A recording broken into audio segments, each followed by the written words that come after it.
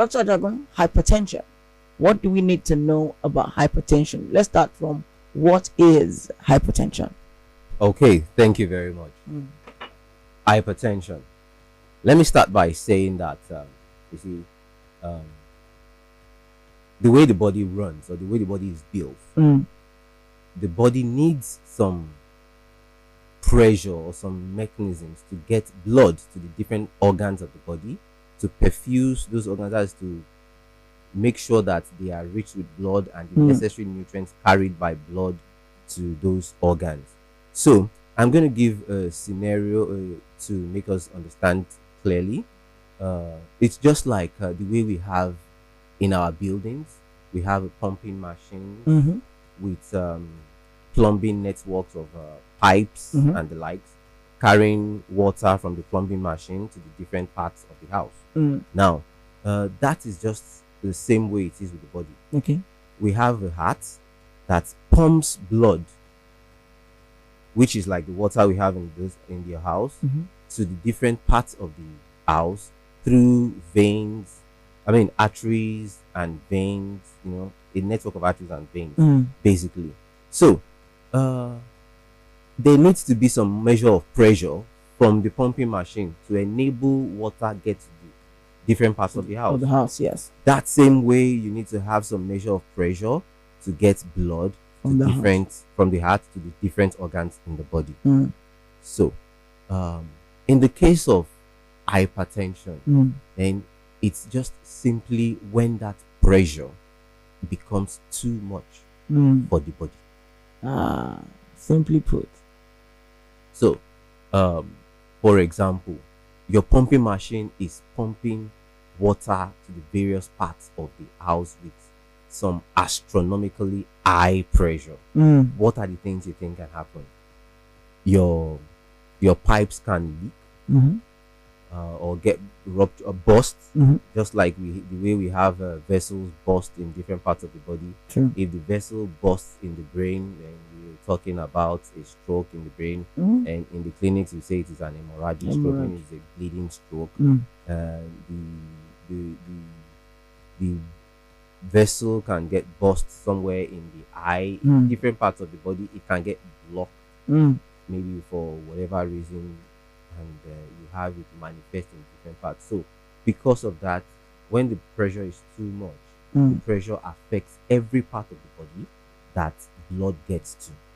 So which it causes damage to any part of the body. That is why hypertension can present with different things at the end of the day. You can have people coming down with a stroke. You can have some people coming down with blindness. You can have some people coming down with hearing loss. You can have people coming down with bleeding in the mouth. You can have a heart challenge. You can have a kidney failure, and all sorts of things. You can even come down with erectile dysfunction in the case of men. So the pressure now becomes too much when this pressure is higher than 140 for the upper level, which is the point where the heart is pumping the pressure, the blood the most. For example, the heart has a way of pumping and relaxing. So you will notice that when you check blood pressures, you would have two readings.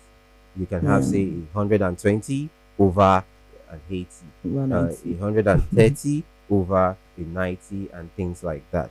Yeah.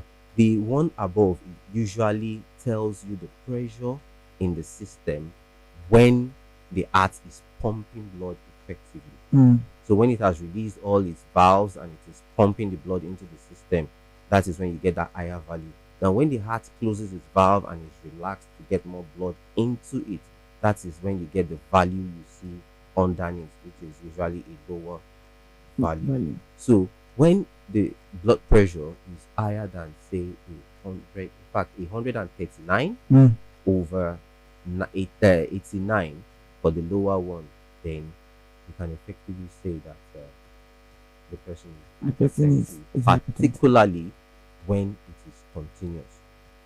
Because when you when you say continuous, what do you mean? Like, so is it a thing of okay, the person has checked their blood pressure every day for 1 week, and 5 days out of this 7 days there's an increase.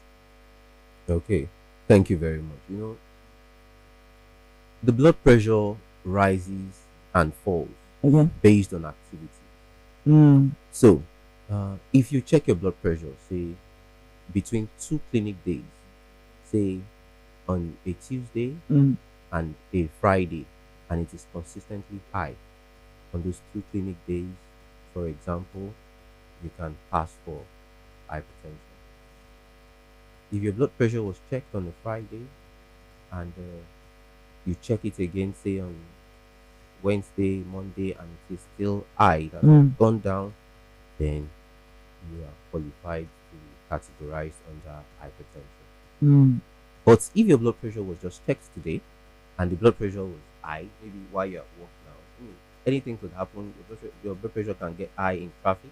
You can get high while you're discussing with somebody. Perhaps maybe you saw something that got you anxious or something. It is expected that after a while it goes down. So it will be checked. Once it's checked later and it is seen as normal, then you don't have anything to worry about. It is normal. But by the time the blood pressure is consistently high for a while, physiologically your brain resets to accept that high standard as normal, so it doesn't go down beyond that. Except you actively go down. Okay. Well, it's still your number one family radio inspiration 92.3 FM. With us in the studio this morning is Dr. Olufemi Ajagun, the head of medical services at Hallmark HMO. And we'll be right back. Don't go anywhere. Stick with us. We'll take a message from Hallmark HMO and we'll be right back. Stick with us. Did you enjoy this video? Hit the subscribe button for more. Leave a comment and like. Thank you.